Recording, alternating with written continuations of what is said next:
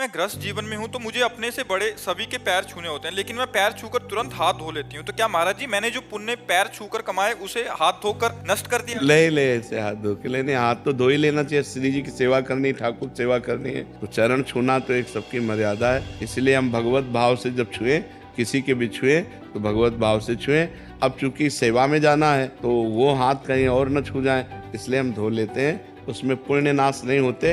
हम ठाकुर सेवा, हम इसलिए नहीं धो रहे कि उनको छुआ, हम इसलिए धो रहे हैं कि हमें ठाकुर सेवा करनी है, हमें और सेवाएं करनी है जिससे चरण छुए हुए हाथों से हम वो सेवा नहीं कर सकते। जैसे हम गुरु के ही चरण हैं तो गुरु के चरण छूने के बाद यदि श्री जी को हमें भोग लगाना है तो हाथ तो धोना पड़ेगा ना, क्योंकि श्री जी को भोग लगाना है। और गुरु जी श्री जी में अंतर नहीं है, फिर भी उनके चरण छूने के बाद हमें हाथ धोने पड़ेंगे, क्योंकि श्री जी की सेवा में जाना है। और अगर गुरु जी देख ले तो डांट देंगे, पहले हाथ धो, ऐसे श्री जी की सेवा में क्यों जा रहा है। तो ये बात हम मन में सोचते हैं। हम अगर इस भाव से धोएं कि यार तो भले पुण्य नष्ट हो जाए, लेकिन हम तो श्री जी की सेवा के लिए धो रहे हैं, इसलिए कोई बात नहीं।